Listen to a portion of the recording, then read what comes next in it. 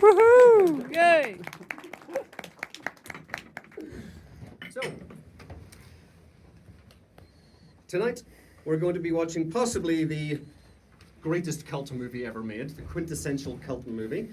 Consistently top of the list on critics' picks of best cult movie ever, and possibly the very definition of cult film itself. I'm talking, of course, about the almost unwatchable but uncannily compelling Eraserhead by the visionary director David Lynch. My own first experience of Eraserhead would have been when I was quite young, about 13 years old, late night screening on Channel 4. My brother and I tuning in on an old portable black and white TV that we kept in our room.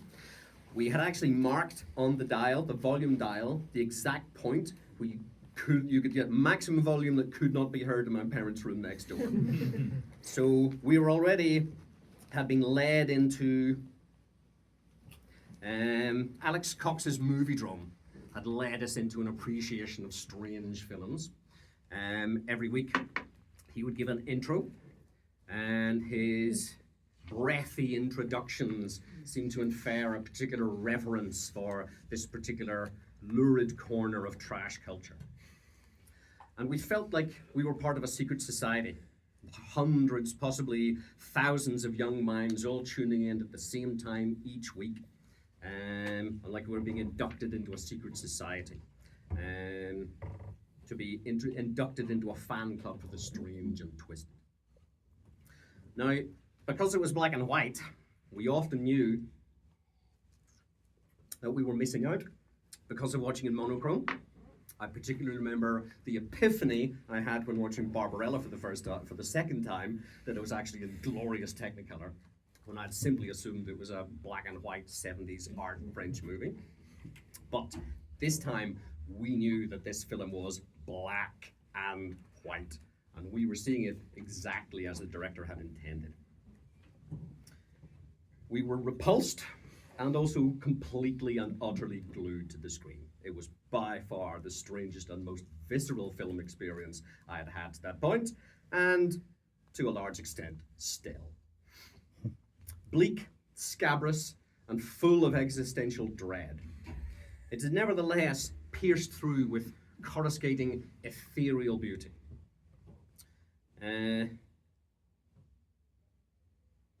This must have been Samuel Beckett's favourite movie in his final years. The inky black shadows and harsh lighting create a cloying atmosphere of claustrophobia. And what of the plot that we can make out seems to show that our enigmatic protagonist, Henry, is being forced into and trapped within a family unit, leading to the death of individualism. So if anyone here in the audience is a commitment phobe, you're in for a harrowing experience, believe me. Shot on a tiny budget and taking 4 years to complete, at which time Lynch was actually living in the stables of the AFI, the American Film Institute, where he was enrolled at the time.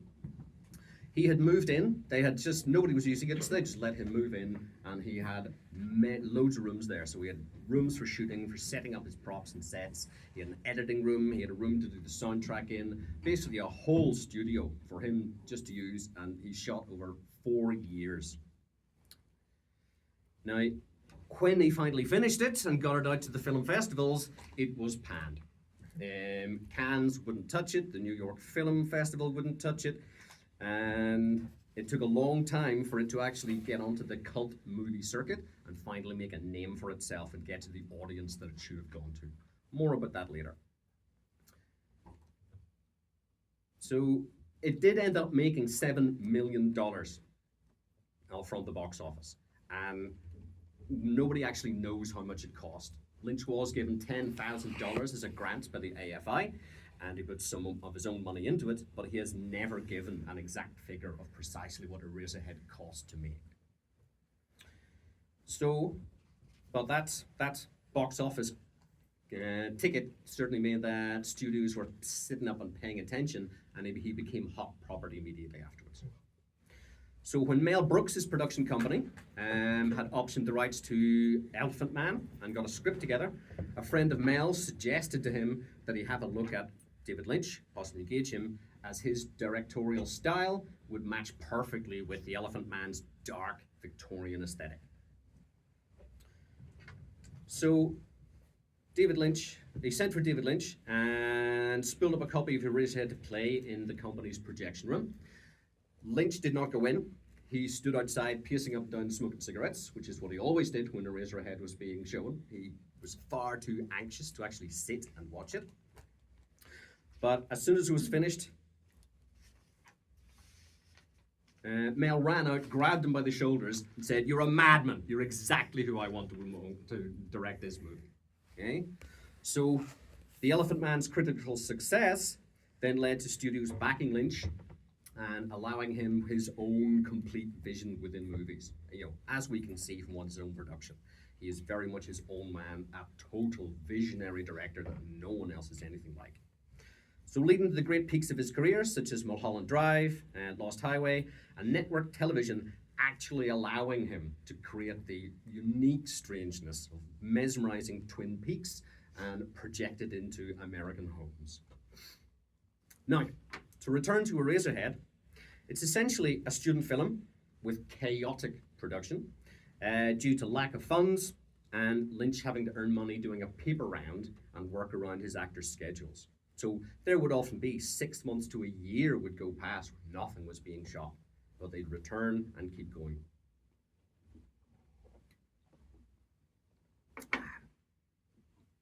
The whole film displays incredible vision for such a young director. Originally, Lynch had wanted to be a painter, enrolling at the Pennsylvania Academy of Fine Arts in the late 60s, and certainly it's easy to see Eraserhead as a very painterly film. This is cinema as pure art. The lighting, the long, lingering takes, the framing, the palpable tension, and almost suffocating asthmatic claustrophobia.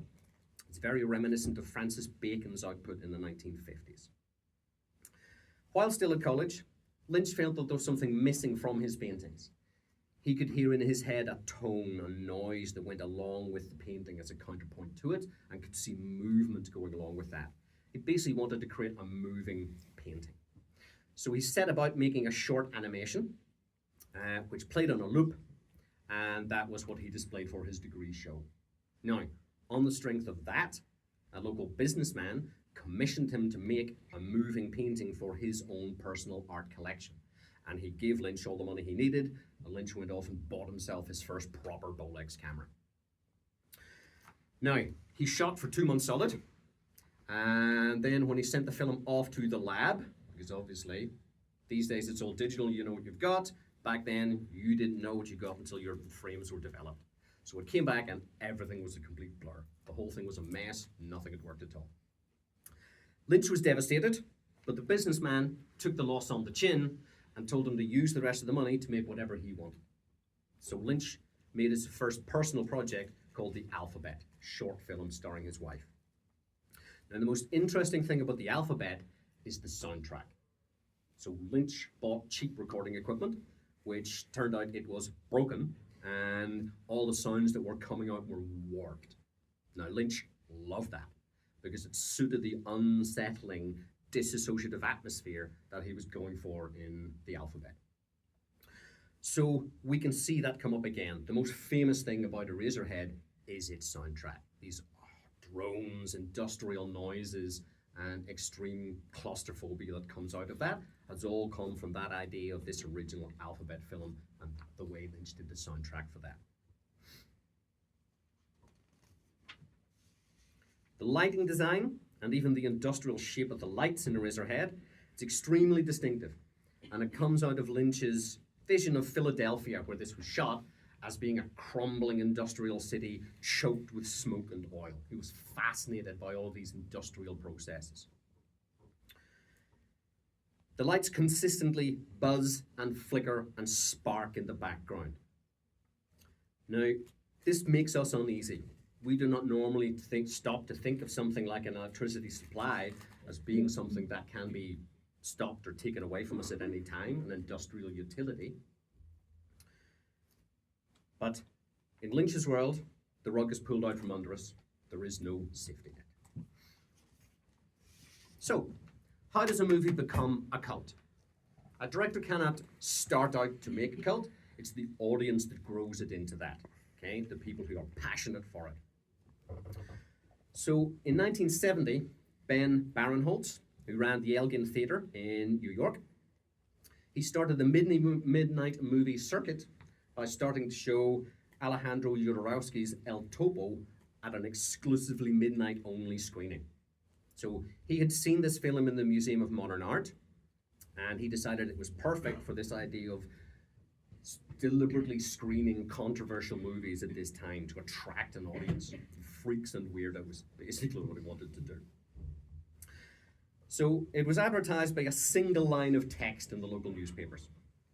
But the simple act of screening a movie at midnight was so transgressive that people started to turn up in their droves. They would come again and again and again and watch this film and pass it on by word of mouth. Okay? Thus elevating Jodorowsky's acid western to true cult status. So Barenholtz followed up this success with a string of other movies that he then put on at midnight, all of which we now think of as classic cult midnight movies.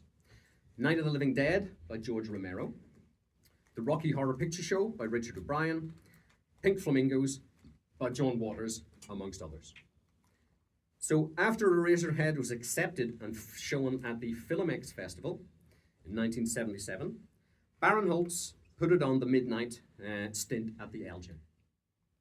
It did not meet with immediate success. It lacked the humor and camp that the previous movies Barenholtz had put on had, and it didn't get its audience immediately. But Barenholtz doggedly kept playing it at midnight every night until the word of mouth spread and it finally gained its proper cult status. Okay, so let's have a look at what all the fuss is about.